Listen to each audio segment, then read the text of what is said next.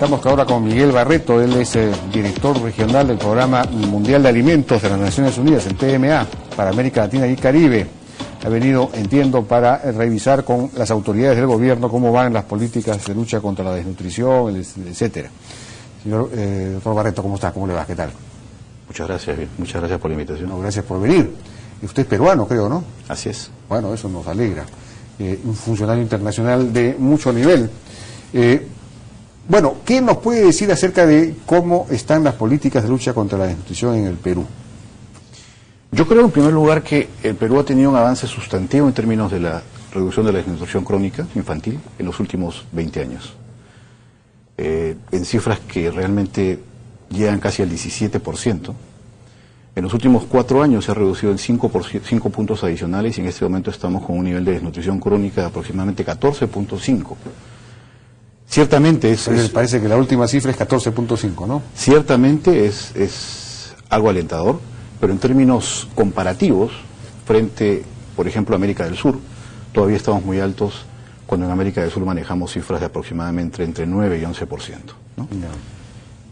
Creo también que hay un interés renovado de parte del gobierno peruano en los últimos años para darle realmente prioridad a la lucha contra la desnutrición crónica. Creo que es fundamental trabajar en educación nutricional, en reducción de anemia, particularmente en zonas periféricas de las grandes ciudades, así como en la zona altoandina y en la zona de la selva. Porque la anemia parece que ha aumentado más bien, ¿no? La anemia ha aumentado y de manera paradójica ha aumentado en las zonas periurbanas, algo que es paradójico, repito, porque a medida que va reduciéndose la pobreza extrema, se va incrementando el nivel de anemia y el nivel de desnutrición crónica. ¿Qué explicación? Educación nutricional. No se come más, no se come mejor, se come probablemente golosinas, cosas de ese tipo. Y ese es un elemento importante de lo que usted dice, porque además se está incrementando el nivel de obesidad infantil en casi 9 puntos, ¿no? Entonces hay que trabajar mucho en educación nutricional, en zonas periurbanas, en zonas de selva, en zonas altoandinas. Ahora, en lo que se refiere a desnutrición, hubo una caída muy fuerte, efectivamente en los últimos 20 años, también en los últimos, durante el gobierno anterior, hubo una caída fuerte, y luego un estancamiento durante un par de años, y nuevamente ha venido una caída, ¿no? A 17 y luego a 14%. ¿Qué es lo que habrá hecho que esta caída se haya producido? ¿Sí? ¿Qué cambios se han producido en el manejo del tema? ¿Estamos bien organizados para manejarlo? ¿Qué avances han habido? ¿Qué se puede hacer? ¿Cómo se puede mejorar? De alguna manera lo que ha ocurrido es que el acceso a micronutrientes en polvo, que debería ser parte de una política de Estado, estuvo retraída dentro de los aportes que se daban en los centros de salud. Y nuevamente, en los últimos 2 o 3 años, se ha vuelto a repartir los micronutrientes y se está haciendo nuevamente monitoreo. Ajá. Ese es un poco lo que está ocurriendo. Los micronutrientes son claves para poder suplir justamente las carencias de vitaminas y de proteínas, claro, en los niños menores de 5 años, ¿no? Que son el grupo más vulnerable de la población, como lo es también las madres gestantes y lactantes, y es donde debemos focalizarnos. En la etapa post 5 años, las cosas se están haciendo mucho mejor en términos de, por ejemplo, la estrategia del programa Caliwarma. Se puede mejorar aún, hemos dado nosotros nuestros puntos de vista, y creo que es fundamental, ya desde una perspectiva de largo plazo, que en algún momento se haga una evaluación externa para identificar cuáles son los logros y cuáles son las carencias y las mejoras que se tengan que hacer. Y lo digo en sentido de largo plazo, porque indudablemente a este gobierno le queda todavía 1 año y medio, pero lo importante sería no volver a cero, sino que este tema se discuta en el debate electoral del próximo año para darle continuidad a estos programas y evidentemente mejorar donde se tenga que mejorar.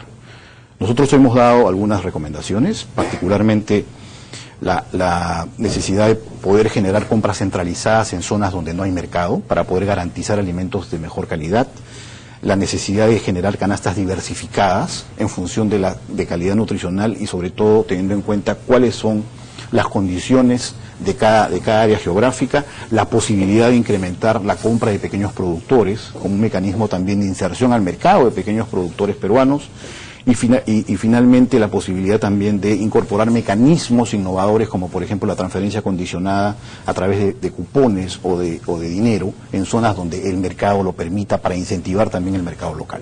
Y eso son actividades que no son nuevas, aquí no hay nada que descubrir, son actividades que el Programa Mundial de Alimentos ejecuta en los más de 65 programas de alimentación escolar que apoyamos en el mundo. ¿Es positivo distribuir dinero o distribuir alimentos? Dependiendo de las condiciones de cada lugar. En la zona urbana, la posibilidad de distribuir dinero o cupones lo que hace es diversificar la canasta y poder identificar la posibilidad de incorporar alimentos frescos al mercado, porque tenemos en las escuelas la posibilidad probablemente logística de poder almacenarlos. En la zona urbana, en la zona rural, evidentemente esa situación no existe y es mejor entregar alimentos o finalizados. ¿Usted se refiere a los colegios, a las escuelas? Me refiero a los colegios, a las escuelas. Bueno, Jaliwarma, sí, eso es una cosa que está... Pero, digamos, los problemas serios digamos, los problemas reales de nutrición infantil se producen en los primeros 3 años. ¿No? Totalmente de acuerdo. Entonces es ahí donde hay que actuar principalmente. Totalmente de acuerdo, y ese es probablemente el grupo más vulnerable, donde no necesariamente hay acceso a los programas del Estado. Hay que incentivar el acceso de las madres, hay que incentivar la posibilidad de que se genere educación nutricional, educación en lactancia materna, para evitar que los niveles de nutrición crónica se prolonguen. Se está haciendo mucho, no se puede negar, se está haciendo muchísimo, pero evidentemente por la geografía del Perú no es siempre fácil llegar a zonas extremadamente lejanas, ¿no? Hay, digamos, recomendaciones desde el punto de vista de la participación de la comunidad, del gobierno local o de las comunidades campesinas, en fin, de la autoridad local en esto. No hemos llegado a ese nivel porque, como lo dije, es importante que se haga una evaluación externa, imparcial, objetiva, respecto de los programas sociales que se están implementando, a fin de identificar cuáles son las carencias y cuáles son las mejoras. Siempre, en términos generales, la participación comunitaria es positiva porque genera auditoría social. Y eso es fundamental, particularmente en programas donde se manejan alimentos. Y me imagino que algo de vigilancia, digamos, yo me pregunto si los alcaldes, por ejemplo, tienen idea de cuáles son los niveles de desnutrición en sus zonas, en sus distritos, para que haya preocupación por el tema, digamos, debería ser preocupación colectiva, a eso me refiero, no solamente del sector salud. Absolutamente, no es solamente el sector salud, no es solamente el gobierno, o sea, realmente es un tema del sector privado, es un tema de las organizaciones no gubernamentales, es un tema de la prensa. Para nosotros es fundamental que el tema nutricional se encuentre priorizado en la agenda pública, por una razón muy simple. Muchas veces se confunde pobreza con desnutrición y no es lo mismo, y ni siquiera es la causa una de la otra. Y lo que tenemos en el Perú es hambre oculta, es decir, aquellas personas que no tienen acceso a micronutrientes adecuados o a condiciones sanitarias que les permitan diversificar su dieta, mejorar su educación nutricional y evitar la desnutrición crónica o la anemia. Y es ahí donde hay que trabajar. ¿Condiciones sanitarias se refiere usted que agua limpia? Agua y saneamiento. Agua y saneamiento. Son fundamentales. Son fundamentales, pues, efectivamente. Ahora, en términos de programas más productivos que asistenciales, digamos, en la Sierra del Perú son campesinos. Pero yo no debo identificar cuáles son programas asistenciales cuando trabajamos con gente vulnerable. O sea, hay que tener mucho cuidado con eso. Los programas nutricionales, los programas de educación alimentaria, o mejor dicho, los programas de alimentación escolar, no son programas asistenciales, son derechos adquiridos por niños que son parte de una sociedad, y es donde el Estado y la sociedad debe promover la alimentación, porque si no hacemos eso, lo que estamos generando es que esos niños no van a llegar a la edad adulta, insertarse en el mercado de manera competitiva. ¿Y eso qué significa? Sí, significa probablemente migración, inseguridad pública, su desarrollo.